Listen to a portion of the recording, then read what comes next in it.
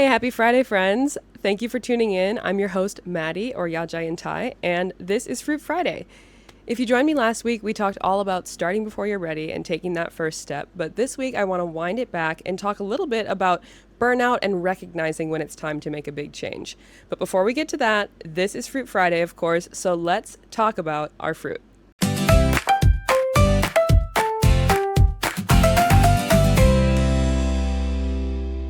So this week we're talking about papaya, and papaya is an interesting fruit because I don't think that it's popular among everyone. And even myself, I didn't like it the first time I tried it. Actually, the first few times, I thought it tasted like sweaty feet or armpit. I don't know. It's kind of weird. It's hard to describe, but if you've tried papaya and you've thought the same, you know what I'm talking about. Thankfully, I learned to come around to it, and now I love papaya. I eat at least one a week. And my advice to you, if you're trying to get into papaya but you just can't quite like the taste, is try adding lime juice, try adding honey. It makes a world of difference, and seriously, I don't want you to miss out on this fruit because it is so delicious. It's juicy and sweet, but also hearty, and it goes great with yogurt, with granola, with other fruits. Consistency wise, it's not quite as slimy as a mango. I don't want to call a mango slimy, but it doesn't have as much water as a melon, so it doesn't have that same crunch, but it's still firm in texture. Slightly firm, not too firm, but you know what I mean? Oh no. If I have to do the rest of this show with a stain on my shirt, you know why. Worth it. Now, as many of you know, I live in Thailand. I've been here for the last 7 years. And if you're familiar with Thai food, you've probably heard of papaya salad. I think that's probably one of the most globally well-recognized Thai foods, and for good reason, because it's delicious. And papaya salad is actually made with green papaya. So this is the papaya that has not ripened yet. It's green, it's still young, it's more firm, and when they make the papaya salad, they shave off the green skin and then shred up the meat on the inside, and it makes this delicious, crunchy, spicy, sour salad. And there are so many different varieties of papaya salad, or somtam as it's called in Thailand, but regardless of which variety you're choosing, I think it's delicious. And to make a metaphor for what we're going to talk about today, I would like to compare the way we live our lives to the life cycle of a papaya. And if I were to draw a comparison between papayas and people, I would say that the green papaya is the 9 to 5 life. It's the people that get a job and start a family and work 9 to 5, and they're very happy and comfortable with what they have. And that's great. Like I said, there are so many different ways to make a papaya salad. There are so many different ways to have a corporate job and a comfortable life. And for many people, that's enough, and they're totally happy. But some papayas stay on the tree a little longer. They ripen and they turn into this delicious, juicy fruit that can be enjoyed in many other ways. Some people would rather turn orange and explore a different path in their life. And like I said earlier, papaya is not for everyone. Not everyone wants to be an orange papaya. Some people want to be a green papaya and be turned into a delicious papaya salad, and that's okay. I'm not saying one is better than the other. But chances are, if you're listening to this podcast, you might be like me, and you want to stay on the tree a little bit longer because you think there's more to life than just your 9 to 5. And that's why we're here. It's Fruit Friday, yeah, let's take a bite. Life's sweet and sour, take it slice by slice. Humor, heart, and wisdom, served just right. Laughing, learning, loving too. Fruit Friday's here with the juice for you.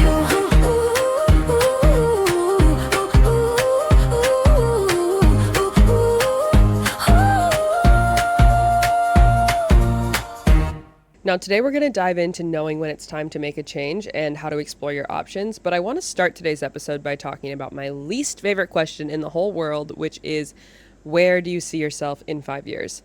My boss asked me this question during a performance review a few years ago, and I had to try so hard not to roll my eyes because I despise this question. I really, really, really hate it, and I want to tell you why. But first, let's talk about the last time I had a 5-year plan.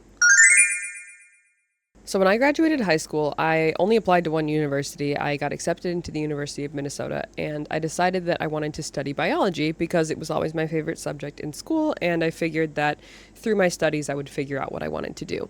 2 years into university, I took a career planning course, and my professor encouraged us to make a 5 year plan to help us envision what we were going to do after graduation and how we wanted our life to turn out so that we could follow the steps to get there. And I got really excited because I had always loved planning. Since I was a child, I would plan my birthday parties 6 months in advance. I would plan out when I was going to get married and when I was going to have kids. I loved to have it all written down. It was so satisfying to me to make these plans and then to act on them. And so the idea of making a 5 year plan and just planning out the rest of my life, it was beautiful. I thought, oh my God, is it that easy? I just got to plan out the steps and then I have it. There it is. Cool, amazing, perfect. So I got to work on my 5 year plan, and it looked something like this. I was going to finish my undergraduate degree, which was going to be 2 more years, and then I was going to go to PT school, physical therapy school, because I decided that I wanted to be a physical therapist. How did I come to this conclusion? Well, I thought it seemed like a decent option. 2 of my older cousins were physical therapists and their careers were working out for them, and my family seemed to be very satisfied with that as a career choice. So, of course, when I told them, oh, I'm going to do physical therapy too, they were like, great, good idea, you should do that. And so I didn't really think of anything else. I thought, I'm active, I'm into sports, I like to work with people, so this seems like it'll be a great job for me. And I didn't really give it much more thought.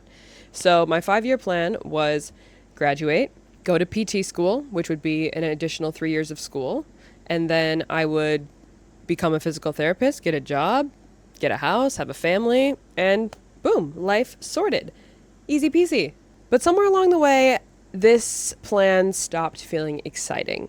I had changed my major to kinesiology because I thought it was a better fit for this physical therapy track. And other than, I'd say, my anatomy class, where I was actually getting to go into the cadaver lab and learn about the human body, which still fascinates me to this day because I'm totally an anatomy nerd, I wasn't really feeling inspired by my coursework. I wasn't motivated to learn more. It just wasn't as interesting to me as I thought it would be. And then I started shadowing PT in clinics with real physical therapists because I thought if I get to experience this work hands-on, maybe it will get me more excited about my career. Plus, I'm going to need the experience when I start applying for schools. So I started shadowing PT, and I tried pediatrics, I tried sports medicine, I tried regular outpatient, and I was already feeling burnt out in these shadowing experiences. And I had really only done, 40 hours in each. So I was 120 hours deep into this career and I already hated it, which was not a good sign. But for some reason, I thought I should just keep going with it because that was the plan. And if there's one thing I'm good at, it's sticking to a plan. So I charged forward. Fast forward to 6 months before my graduation, I was at work on a Sunday morning. I was managing the swim lessons program at my university, so I was sitting there at the table while the teachers were teaching their swim lessons, and I was having a nervous breakdown. Straight up. I was on my computer. I was starting to look for physical therapy schools to apply for because it was getting to that time where I needed to make a decision about where I was going to go for my next 3 years of school to finish this 5 year plan of mine. And I was just filled with this internal dread. I thought, I don't want to go to PT school. I don't want to be a physical therapist. I hated all of my shadowing hours. I already felt this resistance to being there. And I think it's because I have a lot of medical trauma. I was in the hospital a lot as a child. And so the thought of going to work every day at a clinic or hospital setting, just like, it was all wrong. And I don't know why it took me so long to realize that. But I think in that moment, I was like, I cannot spend every day for the rest of my life going into a hospital, into a clinic. I would be riddled with anxiety. And I don't like it. I didn't like the work. And I had to finally be honest with myself about that before I dropped another $100,000 on PT school and signed up for a career that I was guaranteed to not like. So anyway, I'm spinning out at swim lessons, and as I'm researching all of these PT programs, I'm just feeling this strong urge inside of me to not fill out applications, to not inquire about anything, because I didn't want to do it. And so then I was like, okay, what are my other options? I can shift my plan. I could do a master's program in something else. So then I start looking up master's programs in different subject areas, but I really didn't know what I would do because this whole time I had been dead set on this career of physical therapy. So I'm looking up master's programs in business and leadership and education, and all of it just felt a bit random because I had never taken the time to give thought to any other career path. And I was also terrified by the thought of spending a bunch more money on school when I wasn't certain about the job that I wanted to have. So then I started to think, okay, maybe more school's not the option. Maybe I just graduate and I get a job. But what kind of job am I going to get with a kinesiology degree? And, I wasn't ready to enter the workforce because I had been thinking for the last 2 years that I had 3 more years of school ahead of me. So I wasn't preparing at all in any way to get an internship, to get a job, to make connections in the corporate world, because that was never part of my plan. And so then I really started freaking out because I was like, I'm going to graduate in 6 months. I'm going to have no job. I'm going to have no money. What am I going to do? And when I tell you I spiraled, I freaked out. I have to have a plan right now. It is February. I'm graduating in May. I have so little time to have the rest of my life figured out. I got to make a choice. So that's when I thought, okay, maybe I just need a gap year. I need a gap year. I'm going to graduate, take a year to do something else, to explore, to think about my options, and then I can come back. Then I can do a master's program, then I can get a job and everything will be fine. And that brought a huge sense of relief to my mind during this spiraling breakdown I was having while I was sitting at the computer managing swim lessons, right? Okay, remember, I'm still just like on the clock at work. Anywho, I start researching, teaching, volunteering, anything that I could do to just get out of the US for a year, do something different. And I stumbled on a lot of options, which I'll talk about later in this episode, but one of them was teaching English abroad. And I thought, this sounds ideal because I'm the oldest child. I've always had this kind of natural tendency to be a leader and a teacher, and I've always loved teaching. I've taught swimming, I was coaching volleyball, teaching dance, doing lots of things. Okay, teaching just always felt very natural to me. So suddenly the idea of teaching felt really exciting. I found an opportunity to teach English in Thailand, and everything clicked into place for me. I thought, that's what I'm going to do. That's what I'm going to do. Perfect. I'll have a year to decide. I can give teaching a try. Maybe I'll come back and get my master's in teaching and become a teacher in the US. This sounds great. And I was just so thrilled to finally feel some sense of security and feel like I had an answer to what's next after I had been spinning out for the last, at that day, maybe 45 minutes, but even before that, months. And so I signed up. I submitted an application. They got back to me pretty quickly and I paid them the money and it was sorted. It was happening. I was moving to Thailand in October. And again, we'll talk more details of that later in this episode, but let's circle back to why that was the last time I had a 5-year plan and why I hate them so much. So the thing I don't like about 5-year plans is they sell you this idea that all you have to do is get from point A to point B following the steps that have been outlined and then you'll be happy. Okay, so we have point A is right now, point B is 5 years from now, and you've outlined the things that you need to do between those 2 points to get to your destination, and then all will have worked out, you've succeeded, everything's great. But what happens when you get to the destination and you realize you don't like it, or it's not what you expected? Then what? You've just spent the last 5 years working towards a goal that you didn't even really want, or somewhere along the way you kind of lost the passion for? Have you ever gone on a trip to a place that you were really excited about, or maybe other people had gotten you really excited about because they had a really good experience, and then you get there and the place is just kind of underwhelming and not what you expected and disappointing in a way? Actually, quick, I have a side story about this because I think it's a perfect example. A couple of years ago, I went to Sri Lanka with my sister and one of my best friends. And before I had gone to Sri Lanka, I had heard so many people talking about how great Sri Lanka was. They were like, you're going to love the food. It's beautiful. The surfing is great. We had such a good time. It is just the best travel destination. Seriously, multiple people had told me that Sri Lanka was just the greatest place and I was going to love it. And it was beautiful. And so I was so excited for this trip. I thought it was going to be the most amazing trip. I had so much to look forward to, and I had hyped it up in my mind like this was going to be the destination. And because I had so many friends that had gone before and had all had really good experiences, they, of course, had given me a lot of great recommendations. And so I planned the whole trip. My sister and my friend and I, we had booked all of our hotels in advance. We had booked train tickets. We had booked some experiences because we'd been given all of this advice, and we thought, okay, perfect, trip sorted. But then we got there, and I'm not kidding. It was one bad experience after the other. I have never been to a place that I wanted to leave so badly. By the end, I was fit to be tied. I was like, get me out of here. I am never coming back. And it was just such a different experience than what everyone had described to me. And now, before I tell you the bad things, I will just say there are good and bad things about every place. And we did see the good side as well. I really enjoyed the food. There were some people that treated us with a lot of kindness, and some parts of the country were really beautiful, and I did really enjoy certain aspects of it. But there was just too many bad things that happened that cast a dark shadow over what could have been really good. And so, yeah, for me, it was just I can't do this again. I would maybe give it a second shot, approaching it differently, but that's beside the point of the story. Here's what happened in Sri Lanka. First destination we stayed in was beautiful beachside town. We were there to surf. It was fun, but then when we were ready to leave, we needed to take about 2.5 hour taxi ride to our next destination. And we tried to call a taxi to our hotel, but the taxi driver said, I can't pick you up there. There's too many tuk-tuk drivers, and the tuk-tuk drivers are kind of a mafia, and they will attack me if I try to pick you up outside of their zone. So we were like, okay, no problem. We'll just walk to a little bit farther away, and then you can pick us up there. So we walk out of the hotel. Of course, we're carrying all of our bags with us because we're moving on to our next destination. And the tuk-tuk drivers see this, and so they start following us.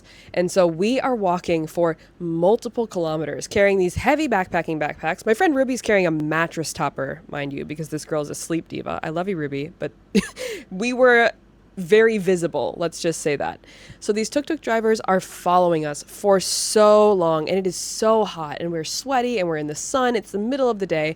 We're carrying all our luggage, and they're like, let us drive you, let us drive you. And we were like, no, we're going 2.5 hours. We're not taking a 2.5 hour tuk-tuk ride. We just need a taxi. And they followed us forever so that no taxi would be able to pick us up. And it was so unsettling, so creepy. Finally, we went into this restaurant and just ordered some drinks and then got a taxi to come pick us up in there. But it was just really an uncomfortable experience. Fast forward to the other end of that 2.5 hour taxi ride. We get to the place that we're staying next, and the accommodation that we're at has 2 rooms, and we booked both of them. We had 2 different booking confirmations, one for myself and my sister and one for my friend. And the hotel had only had 1 of them. So the other room had already been given away to someone else. So the 3 of us are there. There's only 1 room available.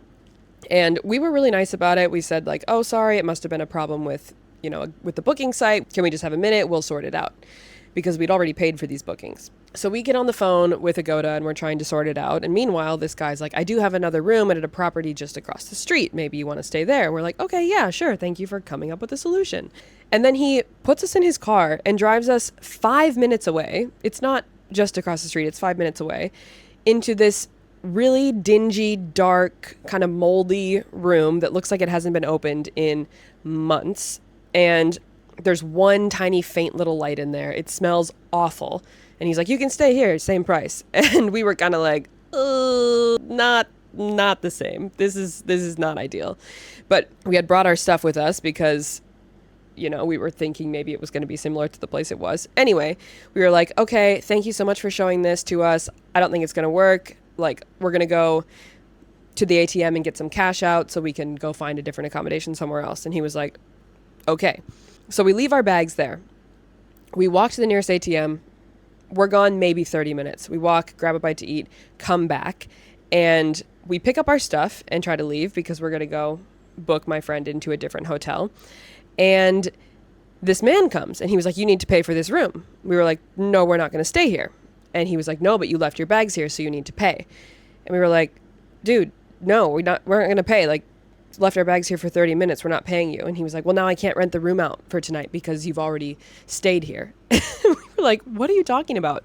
So then he's blocking the door and he's not letting us leave. And he's like, you can't leave this room until you pay us. And we were like, what are you going to do? You're going to lock us in this room? And he's like, yeah, like you can't leave this room until you pay me. And we just kind of like pushed him aside and we're like, no, we're not paying you. But it was really uncomfortable. So anyway, my friend found a different hotel room. My sister and I went back to the original room, which again is owned by this guy who we didn't pay for leaving our bags in his room. Actually, I think we did give him a little bit of money just to kind of like shut him up, but not the full rate of the night. Come on, don't be ridiculous. Anyway, if you've ever been to Sri Lanka, you know that they are super big on their breakfasts and their hospitality. So in the morning, you're always given this beautiful spread of like coffee, juice, tea, tons of different curries and sambals and rice and flatbreads. It's divine. It's amazing. Everywhere you stay, you get this huge breakfast spread. So my sister and I wake up in the morning and we see the little auntie making the breakfast over in the kitchen, and we're so hungry and we're getting excited because that was my favorite part of the trip, was all the breakfast that we got to enjoy. And we're waiting for probably 30, 45 minutes. And the food can take a while there, so it wasn't so abnormal. But finally, we see her plating up everything on the trays. And she brings the breakfast upstairs to the room above us that had been booked by somebody else and serves them the coffee and the tea in these huge breakfast trays. And then we're like, is ours coming? We're waiting 5 minutes, 10 minutes. And she's just like in there cleaning up, doesn't bring us breakfast. And I kind of go inquire and I'm like, hey, are we getting breakfast? And I just get this cold stare, like, and I was like, okay, you know what? We're out of here. So we pack up our things, we leave. This woman follows us off the property, down the road, and for probably 300 meters until we're out of sight before she leaves. And she was just giving us the darkest, meanest, most evil look. And it was just like really uncomfortable. And we were just like, we got to get out of this town. You know, we got to go somewhere else. So then we head to the train station, and we get to the train station. We had pre-booked our tickets, and the guy there says, sorry, this ticket is not going to work. That train's going to come in 5 hours, and it's going to be an 11-hour train. You better just buy this other train ticket. And we were like, can you refund the old one? He was like, no. We're like, can we use the old one for this one? Just change trains. He said, no. So we're like, okay, fine. So we pay for the new train ticket, get on the train. He tells us it's going to be 6 hours. We're on this train for almost 10 hours. Finally get to our destination. And for the next 3 days, we honestly had just a fine time. We were staying at this nice hotel. Everything was good. We were enjoying some hiking. We were enjoying just relaxing. We were enjoying not being scammed. And then it was time to leave. So we took a taxi to Candy, which was our last destination before we were going to leave. And I was there walking around the lake with my friend, and I was groped by a little teenage boy. He like walked behind me and just took a whole handful of my butt. And I was like, what the hell? Like, what is wrong? This trip is cursed. This trip is cursed. I mean, seriously, it was just one thing after another. And by the end, I was like, get me out of this country. I hate it here. Like, nothing good has happened. I don't want to be here anymore. So that was that. And the thing is, had we not planned so thoroughly for this trip, had we had just arrived and saw what things were like, we could have adapted and maybe avoided some of these annoying, unnecessary hiccups, because maybe we would have thought, I don't like it here. I don't want to continue. I want to do something else, or let's change directions. Let's do our own research. Let's figure out an alternative. But instead, we had just committed so hard to this plan, paid for everything in advance, and then we were kind of stuck in this trap of bad luck and misfortune, and it just wasn't fun. Okay, thank you for the sidebar. Readjusting, back to why I hate 5-year plans. Like I said, they sell us this idea that we have to get from point A to point B, and once we get there, as long as we followed the steps, we'll be successful, we'll be happy. And I don't like that there's this idea of success ascribed to getting to point B, because then that adds pressure, and that adds a sense of failure if you don't get there. And I don't think there is any failure in choosing a different path or choosing to move in a new direction. And the fact that we have to do those mental gymnastics around, well, if I don't stick to the plan, if I don't focus on my goal, if I don't get to this thing that I said I'm going to do, then I failed. I think that sets us up for disappointment, and it keeps us on the wrong path for way too long. If we can let go of the idea that there is a certain path that we have to take and that we have to reach a certain goal, I think we would find ourselves much happier in life in general than trying to always focus on the destination rather than the journey. And the other thing wrong with the 5-year plan is that it lacks the foresight of personal evolution. You don't know how you're going to evolve over time. You don't know how the world is going to evolve. COVID is a great example of that. I don't think that there's anyone who had a global pandemic as part of their 5-year plan. Okay? No one anticipated the jobs that they would lose, the relationships that they would start, the hobbies that they would explore. But a lot of us are better because of those things, myself included. And had I denied myself those opportunities that came during COVID and tried to stick to this plan that I had laid out, I would have missed out on so many things. And I think that's true for a lot of people. And the cool thing about the pandemic was that it forced a lot of us onto a different path. It forced a lot of us to break these 5-year plans that we had. And while that's awesome, I don't think it should take a global pandemic or a nationwide emergency to force you to pivot, especially if pivoting is exactly what you need. Because as I said, we don't know how we will evolve or how our lives will evolve. We don't know who we will meet. We don't know who we will lose. We don't know what opportunities will arise. We don't know what new passion we might discover. And so I think rather than trying to sit and make a plan for the next 5 years, anticipating what we'll want and who we'll be 5 years from now, there's a better approach. While I do think it's really important to step into life with direction and intention, it's equally as important to feel into every decision along the way and allow ourselves to choose what feels right in the moment rather than trying to plan 5 years in advance and anticipate what we're going to want as a version of ourselves that we have yet to meet. And so with this mindset, it's kind of like navigating life with a compass rather than a map.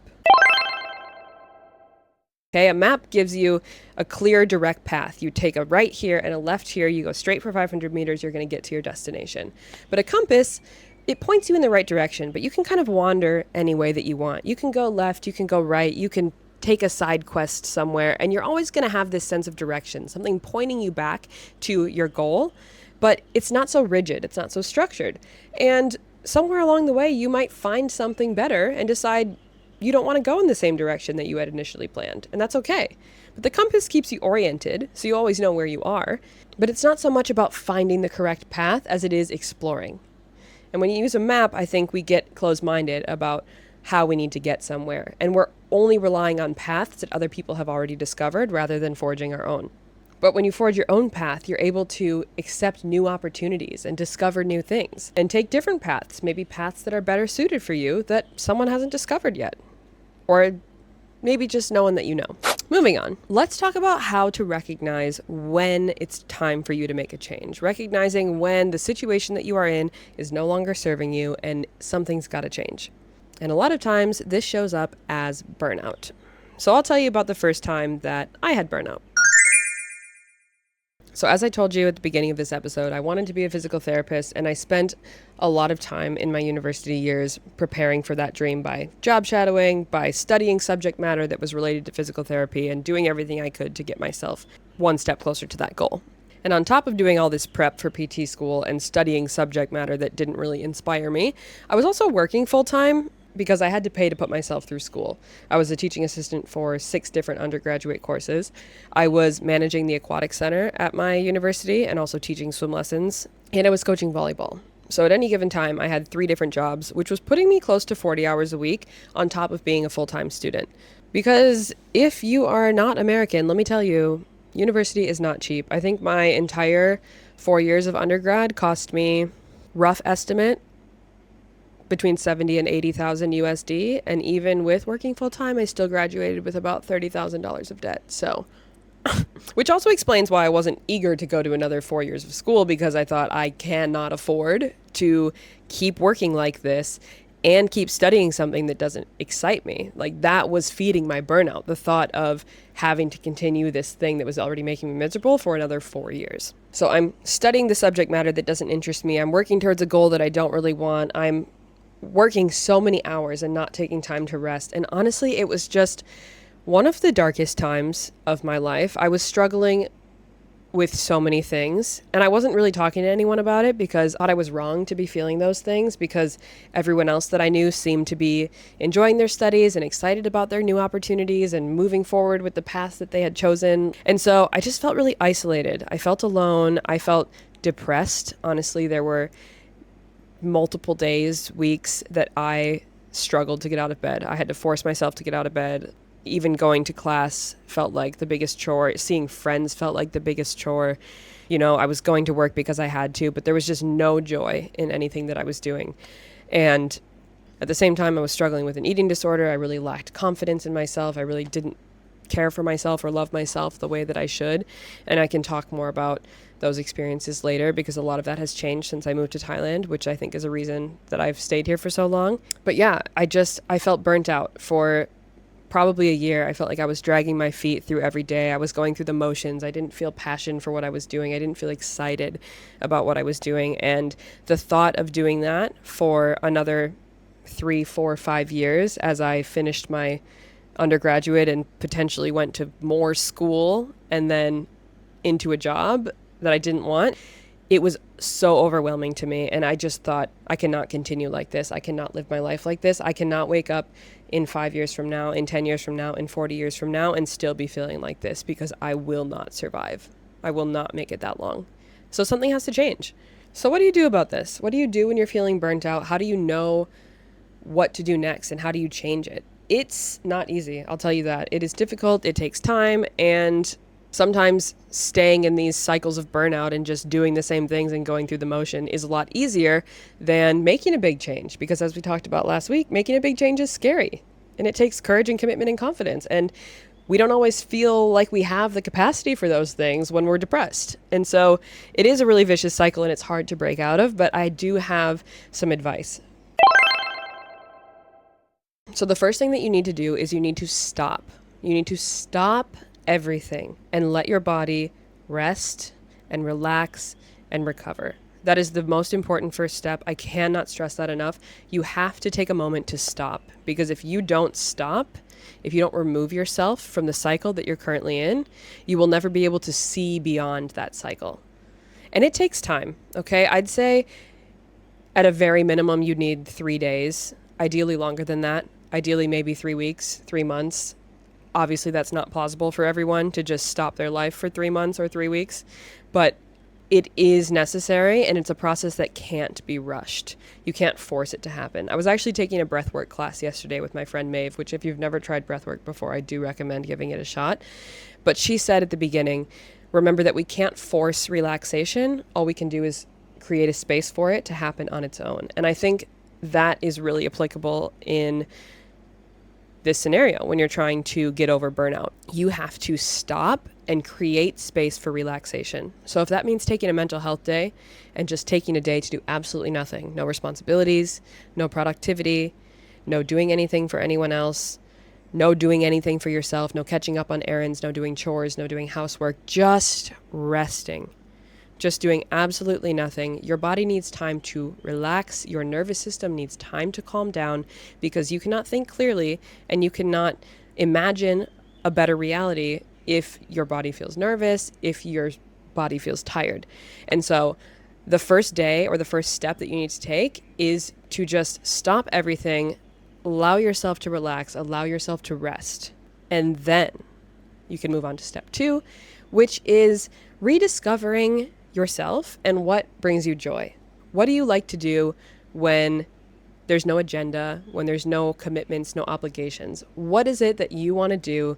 What would fill your time and make it meaningful? Just spending a day having fun and doing things that you enjoy, that make you happy, is so important in the process of moving over burnout, because it's a reminder that life can be fun and life doesn't have to be sad or depressing or hard. And there are things that still bring you joy in a world that seems really dark and miserable. And then step 3 is identifying what it is that needs to change so that you don't go back into this cycle of burnout. What is the thing that is sucking the most life out of you? What is the thing that you are dreading that is causing you to drag your feet day to day? And how can you change it? And this part can be tricky, and this part can be hard, because a lot of the times the thing that's burning us out is also the thing that is providing us a sense of security, or is a large part of our identity. Maybe it's the only thing that we've known. And so letting go of that or changing that is not only really intimidating and scary, it also can feel impossible. And that's real. That's hard. That's what therapy's for. These decisions, like I said, like we talked about last week, they are scary. They do take courage. They do take commitment, and they are really intimidating, but making that change is so worth it. So how did I get over my burnout? Honestly, it wasn't even something that I did consciously, but I am so glad that it happened this way, because it was exactly what I needed. So my one saving grace in university was that I was minoring in leadership. And I'm going to talk so much about my leadership minor on this podcast, because it single-handedly was the most important coursework that I learned in university. I think everyone should learn it, and it has changed my life and impacted me in so many ways, and I honestly would not be who I am or where I am without it, and I am so grateful. University of Minnesota Leadership Minor, if you know it, if you're part of it, thank you, I love you, and I love what you've created, and keep sharing it, keep spreading it, because it is so necessary. Anyway, for my leadership minor, there was an opportunity to do a study abroad program in Bali, and I decided to sign up for the term after I graduated. So I went in May, right after graduation, to Bali for 3 weeks. And Bali has this reputation around the world as this spiritual haven where people can just go and, eat their organic foods and do their yoga. And it's kind of like the eat, pray, love type of shit. And that is not what this trip was about at all. And actually, it was made very clear to us about the dangers that this type of Bali tourism is imposing on the local cultures and customs. And that's a whole thing. We'll get into that in future episodes. But anyway, my 3 weeks in Bali was a time for me to relax, for me to unplug, for me to be a kid again in a way and just explore an entirely new world that I had never experienced before. I didn't use my phone for the 3 weeks that I was there other than to take pictures. I wasn't on social media. I wasn't keeping up with things and ideas and news and dramas at home. I was just completely present where I was. And I was allowing myself to be curious and feel a sense of wonder again. I was able to just learn and explore and expand my mind and realize how many things in this world I didn't even know that I wasn't aware of because I had just never been given the opportunity to explore them. And so it was really an amazing time to just slow down, be present, learn, and take a break from the reality that I had been living for so long. And then after I had finished my program, I continued traveling in Southeast Asia just for about another week. I went to Malaysia, I went to Singapore, and I went to a couple other islands in Indonesia. And that time, just that 1 week of traveling alone, had the most significant impact. It was a time where I could just completely be alone with myself and with my own thoughts. It was a time where I could do exactly what I wanted to do, just because it interested me, just because I was motivated to do it. I didn't have to consider anyone else. I didn't have to ask what anyone else wanted to do. I didn't have to wait for anyone. It was just my time to do exactly what I wanted. And if I can make one recommendation to you, to anyone, it is to travel by yourself at least once in your life, preferably more than once. Please, please, please, please, please take a solo trip. It doesn't have to be abroad. It doesn't have to be a big trip. It doesn't have to be an expensive trip. Even if you're just going to a city that you've never been to before, 2 hours away from your home by yourself, spend some time with yourself. See what you like to do. See what's interesting to you. What sparks your curiosity? What makes you laugh? What makes you smile? What brings you joy? It is so important to get out of your comfort zone and explore new challenges and new opportunities on your own without relying on someone else's input or someone else's idea or someone else's itinerary, and just get to know yourself. Because the more you get to know yourself and the more you spend time with yourself and the more you enjoy your own company, the more confident you will get in making the decisions that are right for you. Because you'll know intimately what it is that you want, and you'll also feel good about making a choice that's for you rather than trying to make a choice that's going to please someone else. And I'm not saying that in our lives we should only ever make choices with our best interest in mind. Yes, of course, when we're in partnerships, when we're parents, when we are working as a part of a team, we have to consider the well-being of everyone when we make our choices. But during certain points of your life and certain chapters, and to a certain degree, we always need to consider ourselves as well. And so solo traveling, I think, is so important for that reason. It just gives you a chance to get to know yourself, get comfortable with yourself and what you want and what you don't want, and practice making choices in accordance with your own desires. Because learning to do it while you're traveling solo then allows you to apply it in other situations. And I think that is really important and really valuable. Okay, so let's talk about exploring your options when it comes to burnout and getting yourself out of those burnout cycles. And before we get into this, I'm not saying that moving out of the country is going to solve all your problems. I'm not saying that the answer to everyone's burnout is just fleeing the country. Okay, I'm not saying that at all, because spoiler alert, moving abroad will not solve all your problems. Okay, if you're someone who thinks that moving to another country is just going to erase your problems, it's not. Your problems will follow you. You still have to deal with them. They'll just be in another language. But maybe your answer to burnout is quitting a job or ending a relationship or demonetizing a hobby or picking up a new hobby. I don't know. There's tons of different ways to manage burnout. It's not just moving abroad. It's not just traveling. But chances are, if you're listening to this podcast, maybe you're thinking that moving abroad would be the answer to your burnout. And that's why I'm here. Now, traveling abroad, moving abroad is not something that I was ever introduced to when I was young, when I was in university, because it was not something that many people in my family had done, really anyone in my family had done. And it was just not a common thing that I think anyone around me experienced. Because the thing about Americans, we get a lot of hate for being uncultured and not well traveled, which, even though it's true, I think that there's a little bit of information missing here. First of all, the US is huge. It's a huge country. So even though we don't travel a lot outside of the US, we travel a lot within the US. And there's so much to see there that you can feel like you're in a completely different place because the climate and the culture and the people, everything is different. Going from, say, Texas to Minnesota or New York to California, like totally different vibes, totally different landscape. And you can see a lot within one country. Second, we only have two countries that border us by land. We have Canada and Mexico, and you guys know how things are going with that at the moment. But those are the only two places that you can get to within the country by driving. And if you want to go anywhere else, you literally have to fly across an ocean. And that is really expensive and it takes a long time, and Americans don't get that much vacation time. And because it's historically and generationally not something that's been accessible for the previous generations, it's not something that's passed down to younger generations. Only people going overseas were going to war. And so the idea of traveling and discovering other cultures, it was just not a thing. And because it wasn't passed down and shown to us by our parents, we just never learned to do it. And that's okay.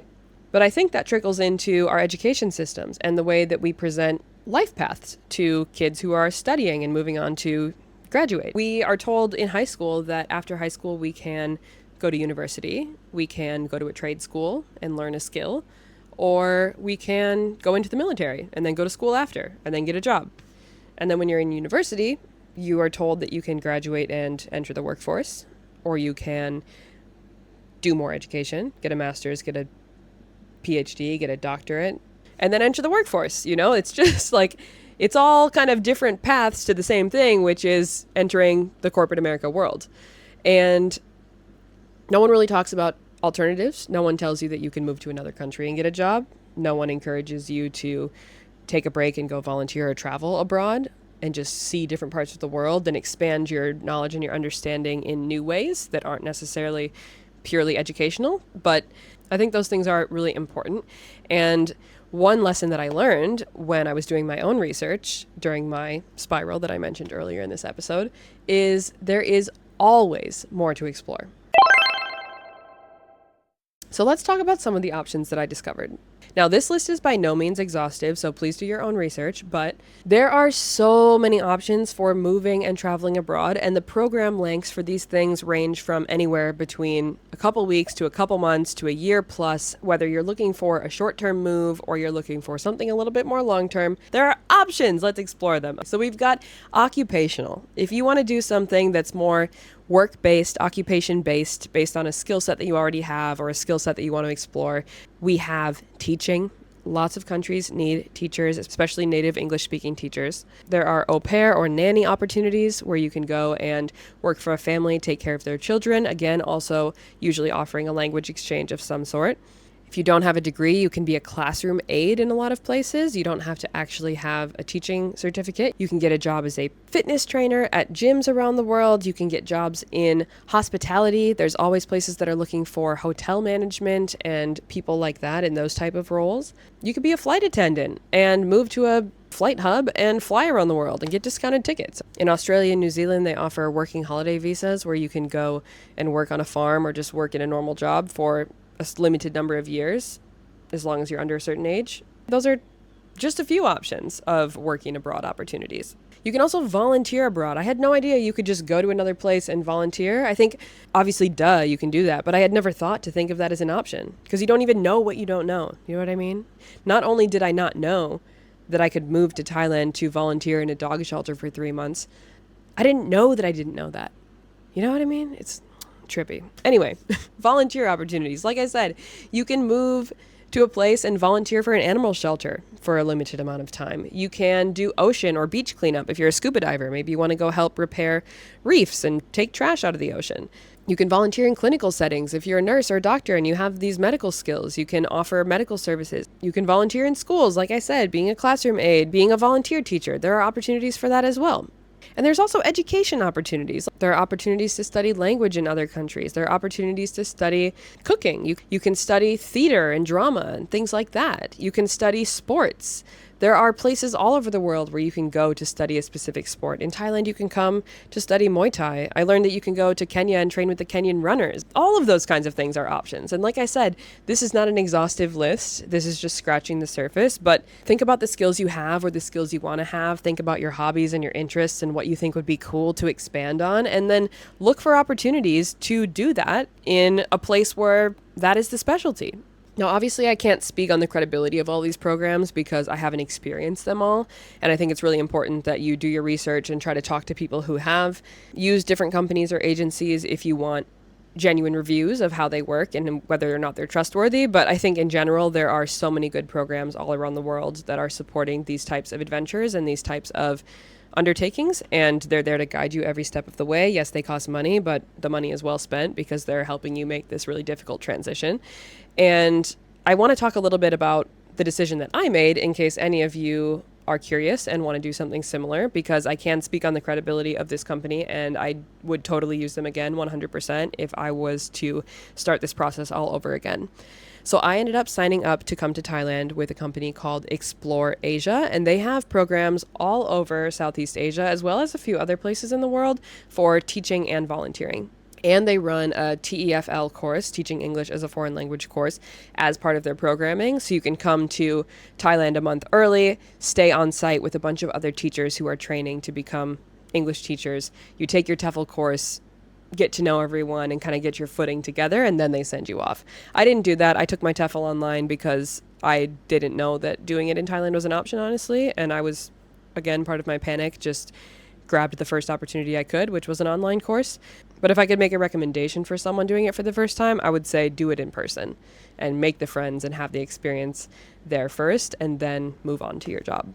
But anyway, the reason I loved Explore Asia so much is because they facilitated every step of my process. They helped me apply for the right visa and arrange my flights to arrive on the right day, and they booked my accommodation for the first night and really just helped with the transition of getting settled. They got my bank account set up, they got me a SIM card, we got culture and language lessons when we first arrived, and they kind of gave us tips for driving a motorbike and navigating our first days at work and things like that. And then they helped me find a job and helped me find a place to live and dropped me off there and brought me to the school for the first time. So I knew how to find it. And they were always reachable if I had any problems or questions or concerns.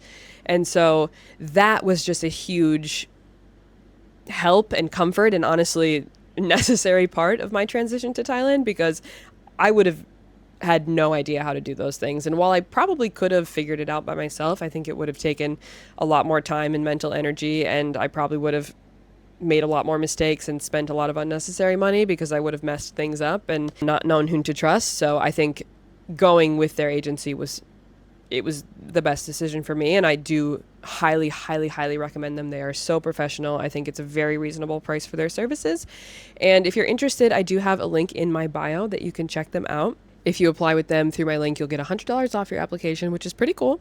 And they don't only have programs in Thailand, okay? They have programs in Myanmar, in Vietnam, in South Korea, in Japan. They even have things in Costa Rica and Spain. There are a ton of options. They also have opportunities for volunteering and non-degree holding opportunities. I think that's a barrier for a lot of people who are looking for jobs, especially teaching jobs, is many places want you to have a university degree, but Explore Asia also offers options for people who don't have a university degree. So I think that's super cool.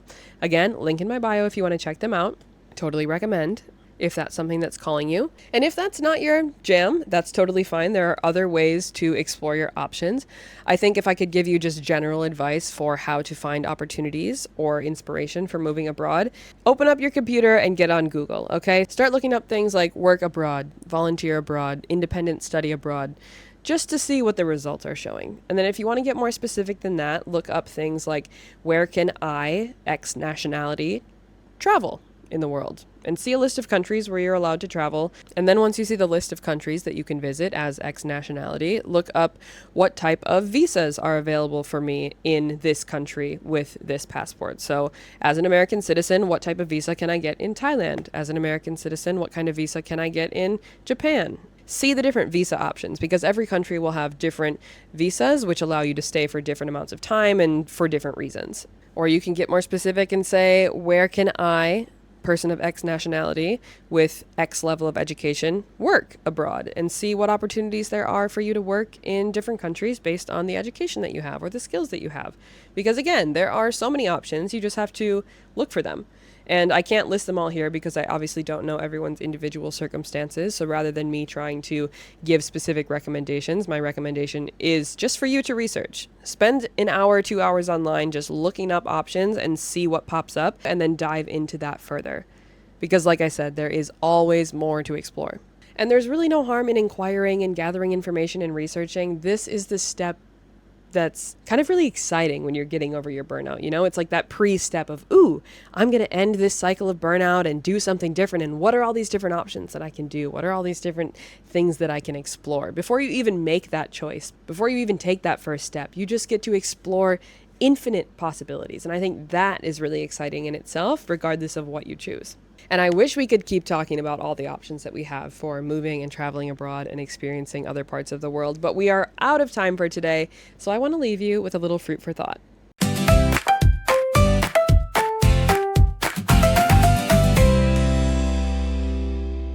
So my last question for you today is, what is one thing you would really love to do if time and money were not a constraint? Maybe you want to go study yoga in India and get your yoga teacher certification. Maybe you want to go work on a farm in Australia and travel around the outback for a year. Maybe you would love to experience the running of the bulls in Spain. Maybe you would love to see Machu Picchu. Maybe you would love to volunteer in a school in Cambodia for a year. Whatever it is, what is something that you would love to do? And then my next question for you is, how can you make it happen? How could you do that? Instead of thinking, money and time are constraints, I can't make time for that in my life, what could you do? What steps could you take to make that dream come true? You are never going to regret doing something that you love, doing something that you're excited about. It's always going to be worth it. And once you set your mind on doing it, the steps to get there will become clear. And even though that's intimidating, making that decision is so important to getting out of your cycles of burnout, to starting fresh, to finding a better version of your life that you're excited about. Thank you so much for tuning into Fruit Friday Week 2. Again, I'm Maddie, or Yajay and Ty, and it has been such a pleasure talking with you today. Come back and join me next week because we will be talking all about the initial hurdles that come with making a move abroad, like the financial hurdles, the visas, the insurance, and all the other little things that you might not have considered even thinking about, and how to work through them. Until then, I want to give one more small promo for another passion project of mine, which is what I like to call the Decade Journal. It is a journaling practice that I developed when I was really struggling with burnout myself, and it has helped me to break through those moments of burnout, depression, feeling like I'm stuck, feeling like I'm lost, feeling like I need a reset. I have an Instagram for that called the Decade Journal, _decade_journal.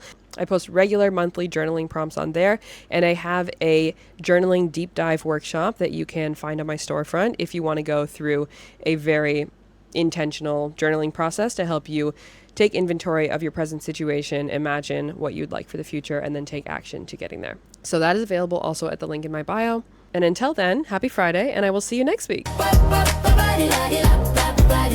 one last bite of that juicy slice. Fruit for thought, sounding oh so nice. Human heart of wisdom, served just right. Laughing, learning, loving too. Fruit Friday's here with the juice for you.